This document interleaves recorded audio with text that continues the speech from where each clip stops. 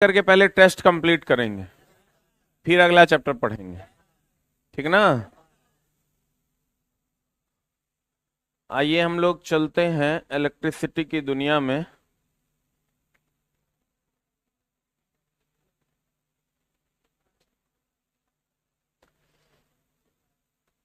एगो टॉपिक यहां बच गया था ना, और हम पढ़ा रहे थे आपको गैल्वेनोमीटर पढ़ाए थे शायद कल। आज हम लोग आमीटर और वोल्टमीटर के बारे में जानने वाले हैं, ठीक ना प्यारे बच्चों। आमीटर की बात कर लेते हैं। किसकी बात कर लेते हैं? आमीटर की बात करते हैं। कर दिया लाइव। आमीटर भी विद्युत धारा को ही नापता है, लेकिन ये अधिक धारा को नाप पाता है, कम को भी नाप लेता है। लेकिन गैल्वेनोमीटर केवल और केवल कम धारा को नापता है। यही ना मामला है हो। तो चला लिखेगा, आमीटर विद्युत धारा को मापता है। आमीटर विद्युत धारा को नापता है। शैलेश, इसका जीरोक्स अवेलेबल हो गया है? अभी मिल जाएगा बच्चों को। चलो, ये इस सप्ताह का टेस्ट का मटेरियल आ चुका है, और इस सप्ताह विज्ञान के महत्वपूर्ण नियम हैं और भारतीय संविधान के कुछ प्रमुख अनुच्छेद हैं, ठीक है। मटेरियल 10.5 रुपए का है, मतलब 10.5 रुपए में प्रिंट होके आया है, 10 रुपए में आपको मिल जाएगा, ठीक है। 26 पेज का मटेरियल है, और बड़ा ही चला विज्ञान का जितना भी महत्वपूर्ण खोज है उस सब इसमें तुमको मिल जाएगा, और जितना भी प्रमुख अनुच्छेद है उस सब भी इसमें उपलब्ध मिल जाएगा, ठीक है। तो इसको ले जाके जितना टाइम पास करना है इसके साथ खूब मन लगा के इसको पढ़िए, ठीक ना। इस बार सर लखन सर से बनवाए हैं अनुच्छेद वाला, और साइंस वाला रोशन बनाया है। बहुत ही मस्त मटेरियल है, ले जाके पढ़िएगा तो आपको अच्छा लगेगा। कहते हैं आमीटर की बात करते हैं। दिया क्या नापता है? चला विद्युत धारा। अब चला देखो, गैल्वेनोमीटर को किसको चला आमीटर में बदलने के लिए इसके समानांतर में कम प्रतिरोध का तार लगा देते हैं, जिसको शंट कहते हैं। अभी अगर ऐसा है चला तो गैल्वेनोमीटर है, ऐसा है तो क्या है? लेकिन इसके समानांतर में कम प्रतिरोध का तार लगा दिए, अब ये गैल्वेनोमीटर नहीं, अब ये आमीटर है। कौन मीटर है? तो लिखिएगा, गैल्वेनोमीटर के समानांतर क्रम में, गैल्वेनोमीटर के समानांतर क्रम में एक कम प्रतिरोध का तार लगाया जाता है। इसका पीडीएफ बोलो, ऑनलाइन भी सबको भेज देगा सारे एप्लीकेशन पे। गैल्वेनोमीटर के समानांतर क्रम में एक कम प्रतिरोध का तार लगाया जाता है, जिसे शंट कहते हैं, जिसे शंट कहते हैं। क्या कहते हैं? तब आमीटर बनता है, तब आमीटर बनता है। अब एक बात बताइए, चला इस शंट का प्रतिरोध मान लीजिए 2 ओम है, और गैल्वेनोमीटर का इसका प्रतिरोध मान लेते हैं 3 ओम है, तो कुल पूरा आमीटर हो गया। अब आमीटर का जो प्रतिरोध होगा वो कितना होगा? 2 गुना 3/2 प्लस 3 होगा। कितना हो जाएगा बताइए? 1.2 ओम हो जाएगा। तो बताइए, आमीटर का जो प्रतिरोध है वो शंट से भी कम होता है कि ज्यादा? शंट से कम कि ज्यादा? Very good. ये पूछता है, चला तो एक लाइन और ऐड कर लेंगे हम लोग। प्रतिरोध जो होगा वो आमीटर का कम होगा, आमीटर का कम होगा और शंट का अधिक होगा। देखो, थंबा थंबा थंबा,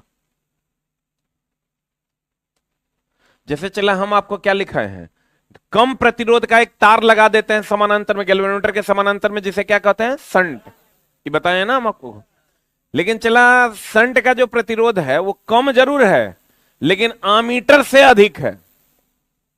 जैसे मेरे पास 10 टका है, हम कहते हैं मेरे पास कम पैसा है, लेकिन इसके पास चला 2 टका है, तो इससे तो अधिक ना है। तो आप कहेगा आप कह रहे हैं कम है, फिर कह रहे हैं अधिक है। नहीं बुझा? किसी की तुलना में कम है। हम कह रहे हैं शंट का प्रतिरोध कम है, लेकिन जब इस पूरे अमीटर से तुलना करते हैं तो अमीटर का प्रतिरोध कम हो जाता है, क्योंकि समानांतर में हमको पता है कि प्रतिरोध घटता है। बोलन रे, समानांतर में प्रतिरोध क्या होता है? घटता है। नेक्स्ट पॉइंट, प्रतिरोध अमीटर का कम होता है और शंट का अधिक।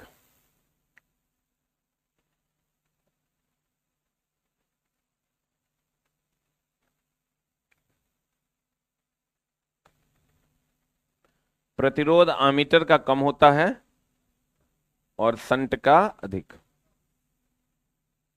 हो गया? अब चला, अमीटर को लगाएंगे किस क्रम में? श्रेणी क्रम में ना। धारा नापने वाले सभी यंत्र किस क्रम में? श्रेणी क्रम में। अब वोल्टेज नापने वाले यंत्र समानांतर। तो अब चला आते हैं, इसे परिपथ में श्रेणी क्रम में लगाया जाता है। नेक्स्ट पॉइंट, इसे परिपथ में श्रेणी क्रम में लगाया जाता है।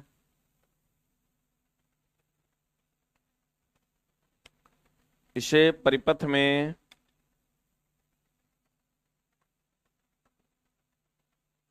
किस क्रम में लगाया जाता है? नेक्स्ट हेडिंग दीजिएगा वोल्ट मीटर। वोल्ट मीटर से क्या नापेंगे? चला वोल्टेज ना। अब चला, वोल्ट मीटर होता है जब गैल्वेनोमीटर के श्रेणी क्रम में एक उच्च, इस श्रेणी क्रम में एक उच्च प्रतिरोध का तार लगा देते हैं, जिसको हम मल्टीप्लायर कहते हैं। गैल्वेनोमीटर के श्रेणी क्रम में एक उच्च प्रतिरोध का तार लगा देते हैं, जिसे हम क्या कहते हैं? मल्टीप्लायर कहते हैं। बोलो रे। अब ये बन गया वोल्ट मीटर।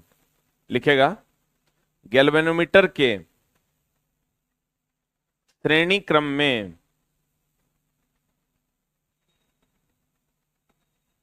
एक उच्च प्रतिरोध का तार लगाया जाता है,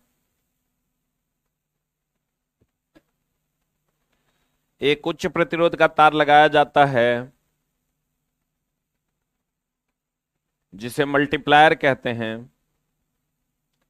उच्च प्रतिरोध का तार लगाया जाता है जिसे मल्टीप्लायर कहते हैं। जिसे क्या उच्च प्रतिरोध का तार लगाया जाता है जिसे मल्टीप्लायर कहते हैं। जिसे क्या कहते हैं? मल्टीप्लायर कहते हैं। तब यह वोल्ट मीटर बन जाता है। तब यह वोल्ट मीटर बन जाता है।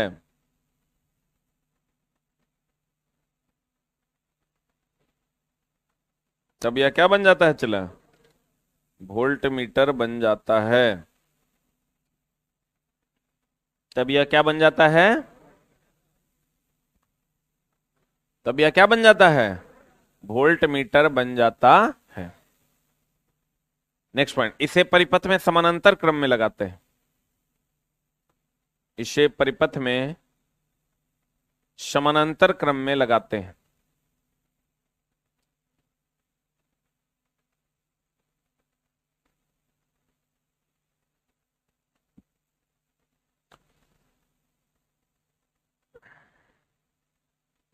किस क्रम में लगाते हैं?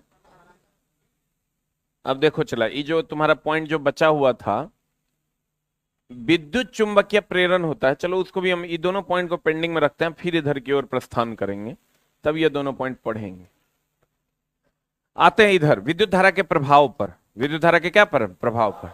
विद्युत धारा का 3 प्रभाव है। चला, एक ऊष्मीय प्रभाव है, यानी करंट दोगे तो हीट जनरेट होगा। दूसरा प्रभाव है केमिकल इफेक्ट। अब केमिकल इफेक्ट क्या होता है? चला, कि करंट दीजिएगा और केमिकल रिएक्शन हो जाएगा, तो उसको विद्युत धारा का रासायनिक प्रभाव कहते हैं। और एक होता है चुंबकीय प्रभाव, कि करंट दीजिएगा मैग्नेटिक फील्ड जनरेट हो जाएगा, तो उसको हम विद्युत धारा का कौन प्रभाव कहते हैं? चुंबकीय प्रभाव। ध्यान दीजिएगा, करंट प्रवाहित किए तो हीट जनरेट हो गया, उसको विद्युत धारा का ऊष्मीय प्रभाव कहते हैं। करंट दिए, केमिकल रिएक्शन हो गया, उसको विद्युत धारा का रासायनिक प्रभाव कहते हैं। करंट दिए, मैग्नेटिक फील्ड जनरेट हो गया, उसको विद्युत धारा का चुंबकीय प्रभाव कहते हैं। तो प्रभाव कितने हो गए? कौन कौन? ऊष्मीय प्रभाव, रासायनिक प्रभाव, चुंबकीय प्रभाव। बोलो न रे। विद्युत धारा के तीन प्रभाव, ऊष्मीय प्रभाव, चुंबकीय प्रभाव और रासायनिक प्रभाव। हो कि ना? क्लियर है? तो कहते हैं अगर विद्युत धारा दिए, हीट जनरेट हो गया, तो कहेंगे ऊष्मीय प्रभाव। जैसे एग्जांपल ले लो तुम, हीटर, करंट देते हो, हीट निकल जाता है, तो विद्युत धारा का ऊष्मीय प्रभाव। जैसे आप ले लीजिए आयरन, इलेक्ट्रिक आयरन, विद्युत स्त्री, क्या है? विद्युत धारा का ऊष्मीय प्रभाव ना है, करंट देते हैं और हीट जनरेट होता है। बोलो न रे। गीजर ले लीजिए, गीजर जानते हैं? नहाए हैं? अरे हाँ कि नहीं, कुछ हो तो बोलो, या तो हाँ बोलेगा या तो नहीं बोलेगा। जानते हो की होता है? बताओ तुम, एक मिनट बताओ। पानी गर्म करके क्या करते हैं? पानी गर्म करके नहाते हैं। हम तो चला, हमको लगता है 6 महीना पहले जो ई ठंडा से जो है गीजर हम लगवाए हैं अपने, अभी तक नहीं था। ठंडे पानी से नहा लेते थे, पैसा था, लेकिन मतलब नहीं नहीं, अपने मकान में नहीं था तो नहीं लगाए थे। अब रेंट पे कौन लगाता है गीजर? तो कौन थे हम? हाँ, गीजर में लेकिन चला, गीजर में नहाने में बड़ा मजा आता है, गरम गरम पानी से भोरे भोर नहाओ। यहाँ तो हमको लगता है कि बहुत सारे लोग हैं, कुणाल जी लोग, हमको लगता है 15-20 दिन पे एक दिन नहाते होंगे, नहेबे नहीं करते हैं। हैं कुछ टीचर चला, वो 10 दिन 15 दिन पर नहाता है, मुंह कान अपना धोए। दीपक सर सब हमको नहीं लगता है 1 सप्ताह में एक दिन नहाते होंगे। अब मुंह धो लेते हैं ना। अब गौर फरमाइएगा। हाँ वही, अब क्या कहते हैं उसको, गीजर ले लो तो करंट दो गया, हीट जनरेट होगा तो विद्युत धारा का उसमें प्रभाव। कह रहे थे हम कुछ और, लेकिन छोड़ दिए दीपक सर का भाइयों ना है, कह देगा तो कहेंगे कि दीपक सर क्या 15 दिन पे एक दिन नहाते हैं ना, 18 दिन, 3 दिन कम हो गया। गौर फरमाइएगा। अगर ये देखो, जूल ने क्या कहा, बड़ा सुंदर सा इफेक्ट इन्होंने खोजा था। जूल चचा कहते थे ना कि ई अगर हीटर है, ई अगर क्या है, ई अगर हीटर है, तो हीटर है तो इसमें करंट दिए, क्या दिए? करंट देने के बाद इसका कुछ ना कुछ रेजिस्टेंस होगा। देखो, सब तार का चला अपना अपना गुण है। जैसे तुम ले लो टंगस्टन, टंगस्टन और नाइक्रोम, दो तार अगर हम लेते हैं, एगो मान लो टंगस्टन ले लेते हैं, एगो नाइक्रोम जो निकेल और क्रोमियम और अन्य चीजों का मिश्रण होता है। टंगस्टन की अगर हम बात करें और नाइक्रोम की अगर हम बात करें, तो ध्यान दीजिएगा, इसका प्रतिरोध, प्रतिरोध और गलनांक दोनों का उच्च होता है। विरोध भी भयानक करता है और जल्दी गलता भी नहीं। बोलो रे। तो प्रतिरोध और गलनांक उच्च, प्रतिरोध और गलनांक, इसका भी उच्च, इसका भी उच्च, इसका भी उच्च, इसका भी उच्च। ठीक है। अब टंगस्टन के साथ क्या लफड़ा है चला? टंगस्टन कहता है कि अगर मेरे में से विद्युत धारा प्रवाहित कर दोगे तो हम तुमको प्रकाश ज्यादा देंगे, हीट कम देंगे। ये कहता है टंगस्टन कि हमसे विद्युत धारा प्रवाहित कीजिएगा ना तो हम प्रकाश अधिक देंगे, ऊष्मा जो है वो कम देंगे। टंगस्टन कहता है कि अगर हमसे विद्युत धारा प्रवाहित कर दोगे, काहे मुरझाइल है तुम? देखो, ये कुकर्मी है, ये देखो, तो प्रकाश अधिक और उष्मा कम। बोलो ना रे, स्टैंड अप, उधर पब्लिक की तरफ घूमो। हिम्मत लाओ, जे हुआ से हुआ। जो एकदम लगता है साफ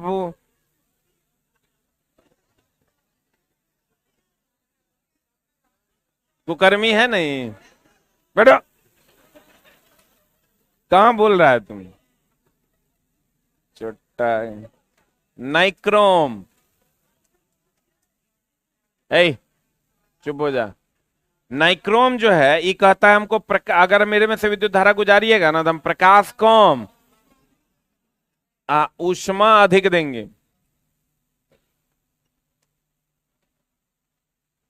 किसको माने इसको? चला एकदम देह दशा पे ध्यान दो। कहते हैं गौर फरमाइएगा, टंगस्टन प्रकाश अधिक और ऊष्मा कम, और नाइक्रोम जो होगा चला वो प्रकाश कम और ऊष्मा अधिक। तो अब चला तो सबका अलग अलग यूज होने लगा। जैसे हीटर में ले लीजिए, हीटर में हमको ऊष्मा ज्यादा चाहिए तो नाइक्रोम का तार लगा दिए, करंट प्रवाहित कर दिया, हीट मिल गया, लाइट कम मिला। इसलिए तुम देखना हीटर वगैरह जो जलते रहता है थोड़ा थोड़ा लाइट देते रहता है लेकिन हीट पूरा देता है। और वही अगर टंगस्टन का जो बल्ब जलते रहता है तो लाइट ज्यादा देता है, हीट कम देता है। बोलो ना रे, देख क्या रहे हो? जल्दी से लिख लो। करे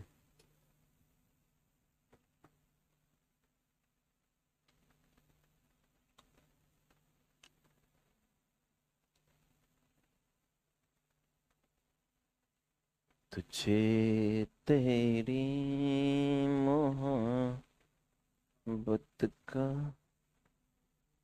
पिटारा मिल गया। राजस्थान।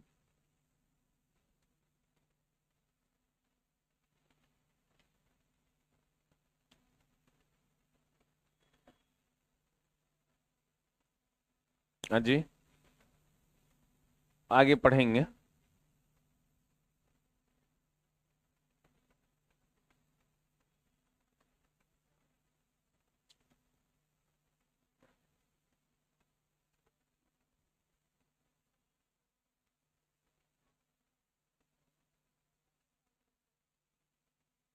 मल्टीप्लायर जो है वो श्रेणी में लगा होता है। देखो, इसे परिपथ में समानांतर क्रम में लगाया जाता है, ठीक तो है। जैसे इस पूरे वोल्ट मीटर को समानांतर में लगाते हैं, और जो मल्टीप्लायर लगा हुआ है वो श्रेणी क्रम में लगता है। बुझी? अरे हुआ क्या हुआ? तोरा से हुआ रे? आय रे बाबा,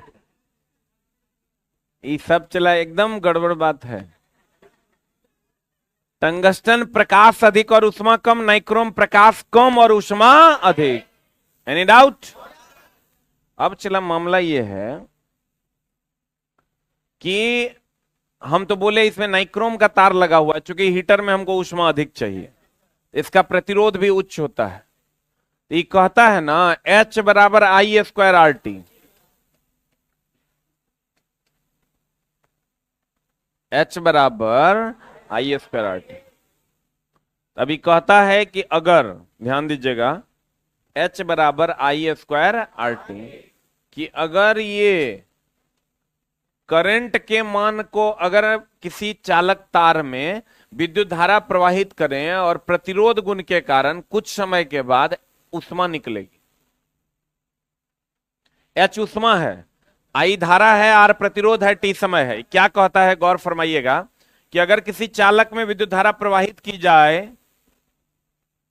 तो प्रतिरोध गुण के कारण कुछ समय के बाद ऊष्मा निकलेगी। बोलवे नहीं करेंगे। अगर किसी चालक से विद्युत धारा प्रवाहित की जाए तो प्रतिरोध गुण के कारण कुछ समय के बाद ऊष्मा निकलेगी। बोलवे ना नहीं करता है। यही था जूल का ऊष्मीय प्रभाव, यही था जूल का कौन प्रभाव, ऊष्मीय प्रभाव, दैट इज H बराबर I² RT। क्लियर है? अब चला V बराबर IR भी तो हम जानते हैं, V बराबर क्या होता है IR। तो यहां से जब फॉर्मूला लगाओगे I² को हम लिख सकते हैं V²/R² into R into T. अब R कट जाएगा तो H बराबर क्या हो जाएगा, V²/R इंटू टी होगा। एक फॉर्मूला ये भी होगा, बोलन रे। और I और R को हम भी लिख सकते हैं, अरे I और R को भी लिख सकते हैं, तो H बराबर हो जाएगा, I और R को भी लिखेंगे तो भी एगो I बच जाएगा ना, हो एगो I एगो R को भी लिखे तो एगो I बचा ना, VIT। इसी को बताओ V इंटू I को P लिख सकते हैं, तो ये हो जाएगा P इंटू टी। बोलो, तो H बराबर क्या हो जाएगा, P इंटू टी। तो काय को फॉर्मूला हो गया रे जान हमार, 1 2 3 4। कहता है ध्यान दीजिए, लेकिन चला ये चीज ध्यान रखना, आजकल थोड़ा झोल कर करके पूछ रहा है, तुमको कहेगा एकांक प्रतिरोध एकांक समय में अगर होगा तो H किसके समानुपाती होगा, तो कहेंगे I²। अगर I को भी एकांक कर दिया, R को भी एकांक कर दिया, तो H किसके समानुपाती होगा, T के। इस टाइप का भी एक सवाल पूछा था। कहता ऊष्मीय प्रभाव, इस प्रभाव के अनुसार जब किसी चालक तार से, जब किसी विद्युत धारा प्रवाहित की जाती है तो उससे ऊष्मा उत्पन्न होती है, इसे विद्युत धारा का कौन प्रभाव कहते हैं, कौन प्रभाव कहते हैं, ऊष्मीय प्रभाव कहते हैं। कहता इस प्रभाव के अनुसार जब किसी चालक तार से विद्युत धारा प्रवाहित की जाती है, जब किसी चालक तार से, जब किसी चालक तार से विद्युत धारा प्रवाहित की जाती है तो ऊष्मा उत्पन्न होती है, इसे विद्युत धारा का कौन प्रभाव कहते हैं। इसकी खोज इस प्रभाव के अनुसार H बराबर, H क्या है चला, उत्पन्न ऊष्मा है, I क्या है, R क्या है, T क्या है, क्लियर है। इसी को हम लोग कहते हैं H बराबर I² R। जैसे एक तार से आप करंट प्रवाहित कीजिएगा इसमें हीट जनरेट होगा। बोलो रे, ये किसने ये बात बताई थी, इसका और फॉर्मूला हो जाएगा H बराबर P into T, V²/R into T और VIT होगा। बोलो रे, आई सब उसी से आया है, V बराबर IR से। V बराबर किससे आया है, कहता इसकी खोज जूल ने की थी, इसलिए इसे हम जूल का प्रभाव के नाम से जानेंगे। आई चलो वैल्यू है इसको, या जैसे हम लोग याद रखते हैं ना 1 किलोमीटर बराबर 1000 मीटर, याद रखते हैं ना, वैसे ही याद रखिए 1 बोर्ड ऑफ ट्रेड यूनिट बराबर 36 गुना 10⁵ जूल। ऊष्मीय प्रभाव के उदाहरण, एगो तो विद्युतीय प्रेस है, इलेक्ट्रिक आयरन, हीटर और बल्ब, ठीक है। अब इलेक्ट्रिक आयरन की अगर हम बात करें, चला तो यही ना इलेक्ट्रिक आयरन है। इलेक्ट्रिक आयरन अगर कभी आप देखे होंगे या देखने का आपको मौका मिला होगा, देखे हैं कि नहीं, बोलन रे, तुम देखा है, देखो इलेक्ट्रिक आयरन की अगर आप बात कीजिएगा चला, तो इसमें पहले तो एक चीज आपको जानना होगा, अब्रक, अब्रक क्या है, माइका क्या है, अब्रक या माइका क्या है। तो अब्रक या माइका की अगर हम बात करें तो ये विद्युत का कुचालक और ऊष्मा का सुचालक, विद्युत का कुचालक और ऊष्मा का सुचालक, ठीक है। अब मामला क्या है मेरे दोस्त कि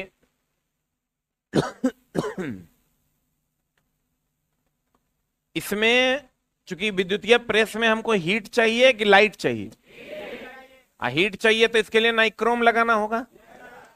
तो चला इसमें क्या होता है, नाइक्रोम का ये क्वाइल है, नाइक्रोम का ये क्या है, क्वाइल है, जिसको हम लोग एक अब्रक के प्लेट पर रखते हैं। ये अब्रक का प्लेट है, ये देखो गौर से देखोगे,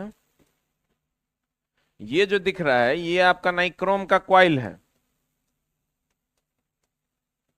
और ये जो प्लेट आपको दिख रहा है ये अब्रक का है। अब जैसे इसमें आप करंट दीजिएगा ना तो नाइक्रोम जो है वो गर्म होगा, अब गर्म होने के बाद ये ऊष्मा देगा। ये ऊष्मा जो है इस अब्रक यानी माइका के प्लेट के थ्रू इस प्लेट में चला जाता है, नीचे वाले। देखो ये स्टील वाला प्लेट नीचे है ना, इसके ऊपर भी एक प्लेट होता है और इसके ऊपर में कॉइल होता है। तो जैसे आप ये करंट इससे दोगे, जैसे आप इससे करंट दोगे चला जी, तो ये करंट दोगे तो ये हीट होगा। हीट होने के बाद ये अब्रक है, अब्रक या माइका है। हीट होने के बाद ये जब हीट हो जाएगा तो हीट होने के बाद ये हीट इसको देगा। ये कहता हीट भी है, इसमें करंट भी ना है, तो ये कहता है करंट को हम इसमें नहीं जाने देंगे, क्योंकि ये जो है अब्रक ये ऊष्मा का सुचालक, ऊष्मा का सुचालक विद्युत का कुचालक, ऊष्मा का सुचालक और विद्युत का क्या कुचालक। तो चला जी, जब यहां से हम करंट इसको देते हैं, करंट देने के बाद ये गर्म होगा, गर्म होगा तो ऊष्मा का ये सुचालक है, तो ये ऊष्मा को यहां से इसमें जाने देगा, और जाने देगा तो यहां हमारा शर्ट पैंट है ओकरा में आयरन कर देंगे। अब विद्युत को लेकिन ही नहीं जाने देगा। कभी कभी तो इसमें ऐसे सट जाता है, तब तो में करंट लगता है। बोलन रे, अगर ये बीच में रहा अब्रक का प्लेट, या अब्रक का प्लेट ही गल जाता है चला, तब भी इसमें करंट आ जाता है। बोलन रे, अगर ये बीच में रहा तो ये कहता है हम ऊष्मा के सुचालक हैं और विद्युत के कुचालक हैं, यानी हम ऊष्मा को जाने देंगे और विद्युत को जाने नहीं। बोलन रे, इसलिए इसमें ऊष्मा तो आ जाती है लेकिन विद्युत नहीं आता। कभी कभी जो तुमको करंट लगता है तो कहीं से खुल के चला बॉडी में सट जाता है।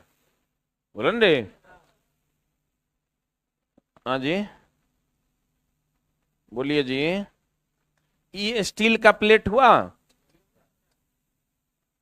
इसके ऊपर एक अब्रक का प्लेट होता है और उसके ऊपर चला कॉइल होता है। बोलो हाँ या ना। जैसे इस कॉइल में नाइक्रोम का तार होता है, इसमें करंट देते हैं गर्म हो जाता है। गर्मी जो है ई कहता है हम ऊष्मा को जाने देंगे विद्युत को नहीं, तो कहते हैं ठीक है ऊष्मा को जाने दो, तो ये प्लेट गर्म आ जाता है। बोलो रे, तो आपको कहेगा अब्रक क्या है, तो कहेंगे ऊष्मा का सुचालक और विद्युत का कुचालक। कहता है विद्युतीय प्रेस में यानी इलेक्ट्रिक आयरन में, इसमें अब्रक की एक प्लेट होती है। किसका एक प्लेट होता है चला, जो ऊष्मा का सुचालक किंतु विद्युत का, ऊष्मा का सुचालक मतलब ऊष्मा जाने देगा कि नहीं जाने देगा। आज जिस पर नाइक्रोम यानी निकेल और क्रोमियम की एक कुंडली होती है, जब इससे विद्युत धारा प्रवाहित की जाती है तो यह क्या हो जाता है, नाइक्रोम की प्रतिरोधकता और गलनांक, टंगस्टन का भी प्रतिरोधकता और गलनांक क्या होता है, उच्च होता है। उसके बाद है चला हीटर। हीटर देखे हो, हीटर में चला क्या होता है, ये जो देख रहे हो ये कॉइल है, तो कॉइल नाइक्रोम का होगा चूंकि हीटर में भी हीट चाहिए।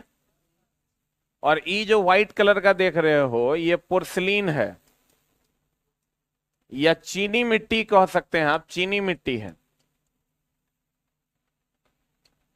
तो चीनी मिट्टी जो है चला, कौन मिट्टी, चीनी मिट्टी ऊष्मा और विद्युत दोनों का कुचालक है। चीनी मिट्टी जो है चला वो ऊष्मा का भी कुचालक है और किसका, विद्युत का भी कुचालक। अगर हम चीनी मिट्टी की बात करें तो वो ऊष्मा और विद्युत दोनों का क्या है, क्या है, कौन, चीनी मिट्टी ऊष्मा और विद्युत दोनों का क्या है, कुचालक है। तो अब इससे फायदा क्या है, इसमें हम करंट कॉइल में करंट दिए, देने के बाद ये कॉइल गरमाया, इसमें करंट भी ना है हीट भी है। तो चला इसको जब यहां रखते हैं तो ये चीनी मिट्टी कहता है हम ना ही ऊष्मा को जाने देंगे ना ही विद्युत को जाने देंगे। ऊष्मा को नहीं जाने देंगे इसलिए कि बर्बाद नहीं होगा। अगर ऊष्मा, ये चीनी मिट्टी के प्लेट पर ही नाइक्रोम का तार रखल रहता है, अगर ऊष्मा चला चीनी मिट्टी के प्लेट पर रहता है तो ऊष्मा को नीचे भी नहीं जाने देता है, क्योंकि ये ऊष्मा और विद्युत दोनों का कुचालक है। ऊष्मा को ना नीचे जाने देता है ना इधर उधर जाने देता है, खाली ऊपर जाने देता है। तो ऊपर जाने देता है चला तो बर्तन गर्म हो जाता है। बोलो रे, और चूंकि विद्युत का कुचालक है तो विद्युत का कुचालक है तो इसकी बॉडी में भी करंट नहीं आता, बॉडी में करंट नहीं आता तो बर्तन जो उस पर रखते हैं उसमें भी करंट नहीं आता है। बोलन रे। लेकिन कभी कभी आ जाता है तो कभी कभी आ जाता है तो ये जो है झड़ते झड़ते ये एकरा में सट जाता है, तब चला करंट लग जाता है, तो कहते हैं ना हीटर में करंट लग गया। तो चला अगर ये नया हीटर है और यहाँ पर पोर्सिलेन चीनी मिट्टी है, तो चीनी मिट्टी ऊष्मा और विद्युत का कुचालक होता है। ये कहता है ना हम ऊष्मा को नीचे जाने देंगे और ना ही हम विद्युत को बॉडी में लगने देंगे। बोलन रे। जैसे चला कहने का मतलब ये हुआ कि अगर ये हीटर का ये चीनी मिट्टी का बेस है और इसमें हम तार लगा के इसको करंट दे दिया, हीट होने लगा, तो ये चीनी मिट्टी कहता है ना कि हम ऊष्मा को जो है ना इधर जाने देंगे ना नीचे जाने देंगे, अब विद्युत को भी हम किधरों नहीं जाने देंगे, तो सारा का सारा हीट ऊपर जाएगा कि नीचे जाएगा। तो इसका मतलब हीटर में हम ये कह सकते हैं कि इसमें भी चीनी मिट्टी का प्लेट होता है जिसके ऊपर नाइक्रोम का तार होता है, जिसमें करंट देते हैं तो वो हीट होता है। बोलन रे। आज चीनी मिट्टी ऊष्मा और विद्युत दोनों का कुचालक, और नाइक्रोम का जो तार है उसका प्रतिरोध और गलनांक उच्च होता है, और उसमें जब करंट प्रवाहित करते हैं तो वो अधिक ऊष्मा और कम प्रकाश देता है। बोलन रे।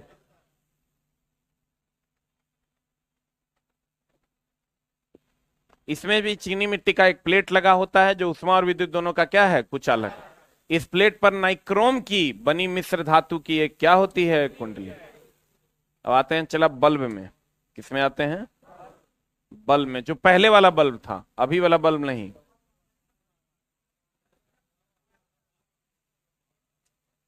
हाँ हाँ हाँ, 100 वाट वाला बल्ब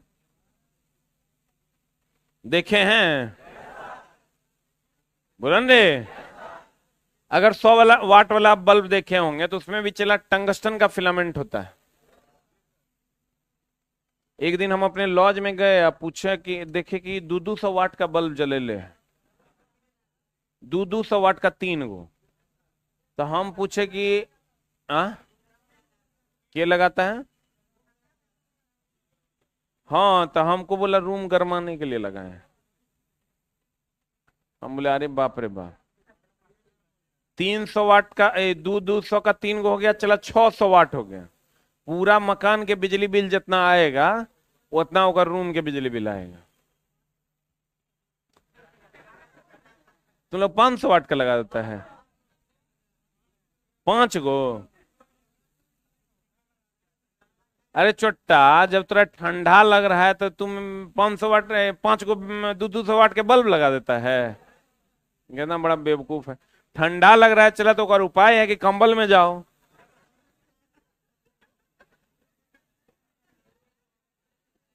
बहुत बढ़िया, लेकिन उपाय खोजा है। नहीं तो रूम हीटर ले लो। अब मकान मालिक बल्ब जलाने देता है। हाँ, मेन है देखेगा तब ना।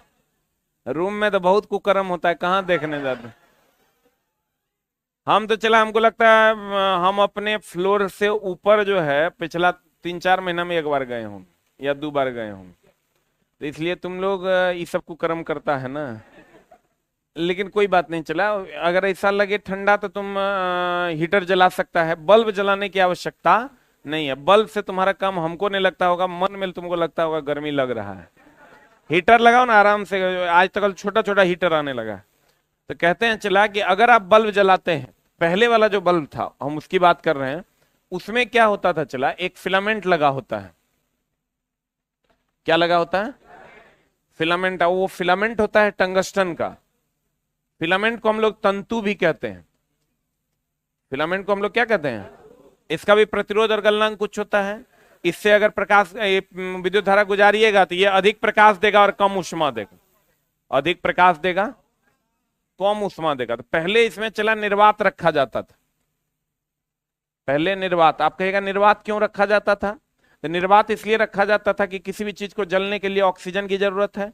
तो चला इसमें जब करंट प्रवाहित करते थे तो ये जलेगा नहीं, क्योंकि इसको जलने के लिए ऑक्सीजन चाहिए। पूरे बल्ब में निर्वात रखते थे। निर्वात मतलब हवा भी ना हो तो ऑक्सीजन इसको मिल नहीं पाता था, इसलिए जलता नहीं। जलता नहीं था तो चला, जलता मतलब पिघलना, जलता नहीं था तो चला हमको अधिक मात्रा अधिक दिनों तक ये बल्ब चलता था। लेकिन 100% निर्वात क्रिएट करना संभव नहीं था।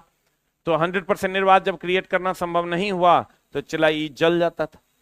आप देखते होंगे पहले के जमाने में डेली एगो बल्ब फ्यूज होता था, मतलब हर 2-4-5 दिन पे एगो बल्ब फ्यूज हो जाता था।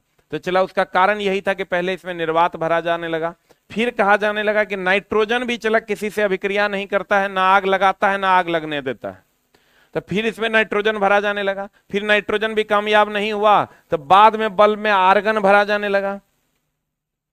बोलन रे, आर्गन अक्रिय गैस है, अक्रिय गैस ही कहता है ना हम आग लगाएंगे और ना हम आग लगने देंगे।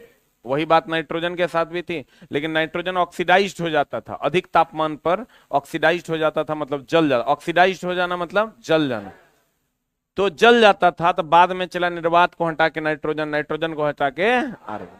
आपको कहेगा बताइए पहले के जमाने में बल्ब में क्या भरा जाता था? निर्वात। अब क्या भरा जाता है? आर्गन।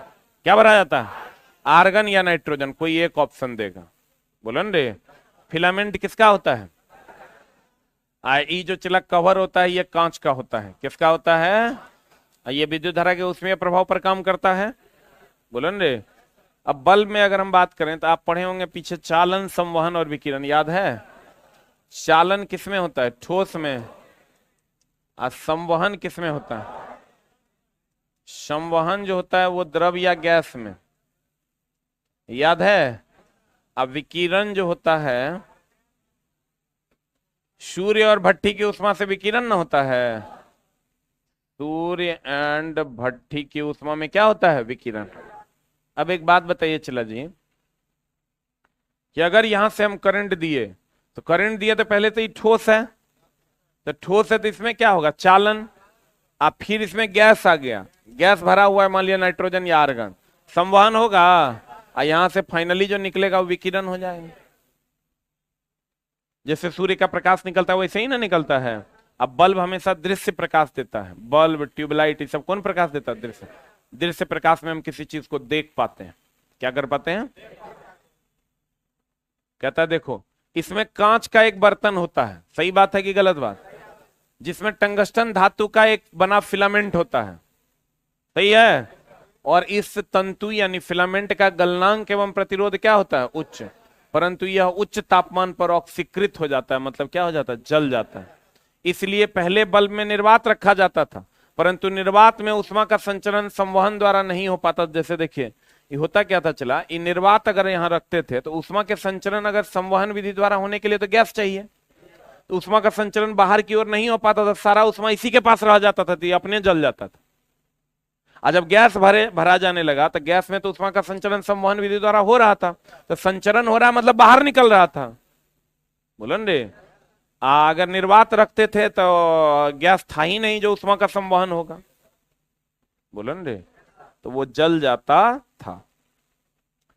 कहते हैं संवहन द्वारा नहीं हो पाने के कारण टंगस्टन पिघलकर वाष्पीकृत हो जाता था, अर्थात जल जाता था। इसी समस्या को दूर करने के लिए आजकल बल्ब में नाइट्रोजन या आर्गन गैस भरा जाने लगा। टंगस्टन का गलनांक पूछता है चला, कितना degree C? 3380 degree C tungsten का क्या होता है? गलनांक। अब आपसे पूछा जाएगा कि बताइए संट का प्रतिरोध कम होता है कि अमीटर का? अमीटर का ना। बोलन रे, धारा मापने वाले यंत्र श्रेणी में कि समानांतर में? आप वोल्टेज नापने वाले, क्लियर है? वोल्टेज नापने वाले किस में? समानांतर में। अब बताओ विद्युत धारा का उसमें प्रभाव का खोज कौन किया था? कौन किया था? H बराबर I square R T. Electric iron जो होता है उसमें अब्रक का प्लेट जो होता है वो उष्मा का सुचालक और विद्युत का क्या होता है? चीनी मिट्टी उष्मा और विद्युत दोनों का कुचालक। बोलन रे, अच्छा हमको ये बताइए कि टंगस्टन जो है जो बल्ब में होता है वो ज्यादा प्रकाश देगा कि ज्यादा उष्मा? कम उष्मा। अब प्रतिरोध और गलनांक उसका क्या होता है? नाइक्रोम का भी प्रतिरोध और गलनांक उच्च, लेकिन नाइक्रोम ज्यादा उष्मा देगा, कम प्रकाश देगा। ज्यादा उष्मा देगा, अब प्रकाश क्या देगा? कम। बोलन रे, उष्मा ज्यादा, कौन? नाइक्रोम ना। अब दोनों का प्रतिरोध और गलनांक उच्च।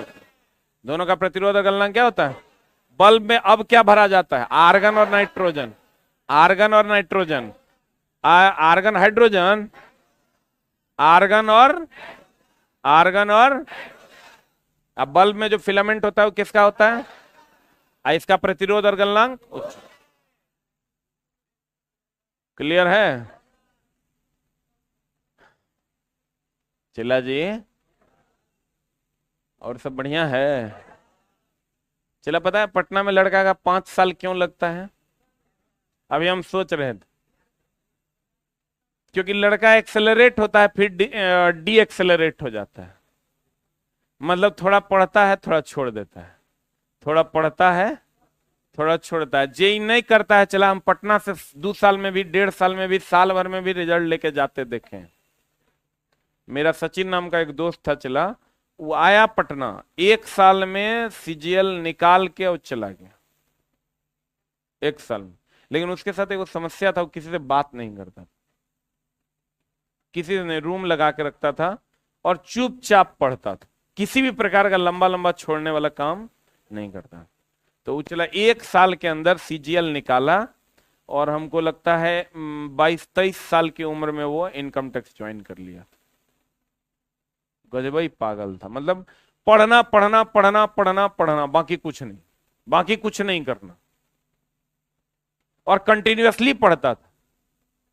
लेकिन हम लोगों के साथ चला समस्या क्या आ रही है कि पहले पढ़ते हैं, फिर छोड़ देते हैं, फिर पढ़ते हैं, फिर छोड़ देता, उसके बाद छोड़िए देते हैं, उसके बाद सिर्फ नाम कर रह जाते हैं कि पटना में रह के पढ़ रहे। ठीक है, अभी आप कुछ दिन तक खूब पढ़िएगा और फिर छोड़ दीजिएगा। जबकि पढ़ना चला 6-7 महीना है, तो पटना में घर बना के रहना है कि यहां से जाना है ना, तो जाना है तो चला 6-7 महीना पढ़ना पड़ेगा। और कहीं 2023 वाला वैकेंसी गया तो फिर 28, उससे पहले वैकेंसी, अच्छा 2019 के बाद आया है वैकेंसी, 2018 मान लो ना, 19 के फर्स्टे में आया था, तो 19, 20, 21, 22, 23 हो नहीं गया। ये 6 महीना में जगह नहीं होगा। बहुत सारे बच्चे अभी चला क्लास में बैठे हुए हैं, जिसका पिछले बार एलपी में 1 नंबर से नहीं हुआ है, अभी क्लास में बैठे हुए, 1 नंबर से पिछले बार नहीं हुआ, लगे हुए, मामला हो गया गड़बड़। तो तू की चाहता है हो जाए? तो हो जाए, चला तो प्रॉपर वे में सारा काम करो, रिवीजन करो, टेस्ट मारो, तभी होगा। टेस्ट सबसे बड़ा हथियार है रिजल्ट का। टेस्ट नहीं दोगे रिजल्ट नहीं होगा, ये तो हमेशा याद रखना। हम कितनों पढ़ा देंगे, पढ़ाई का सही जजमेंट तब होगा जब आप टेस्ट दीजिए। इसलिए हम इस चैप्टर के बाद रोक के पहले सारा अपने से हम पहले रिवीजन करेंगे पूरा चैप्टर बोर्ड पर, और तब उसका टेस्ट लेंगे। ठीक है, अगले पहले हम, ताली बजाना बहुत आसान है, लाइफ में ही हमेशा ध्यान रखना, चला मेहनत करना होगा। ये हम तुम्हारे लिए नहीं कर रहे हैं, ये हम अपने लिए कर रहे हैं, मेरा एडमिशन बढ़ेगा। एक लाइन की बात है भाई, तू भी अपने लिए कुछ कर, तू भी अपने लिए कुछ कर, यहां सब मतलब ही है। हम जब भी टेस्ट लेंगे या हम मेहनत करेंगे तो हम अपने लिए करना चाहते हैं, क्योंकि हमको पता है कि बढ़िया से पढ़ाएंगे नहीं तो फिर मेरा माहौल मार्केट खराब हो जाएगा, मार्केट खराब हो जाएगा तो हम फंस जाएंगे। चला अभी तो जवानी शुरू हुआ है, मामला गड़बड़ा जाएगा।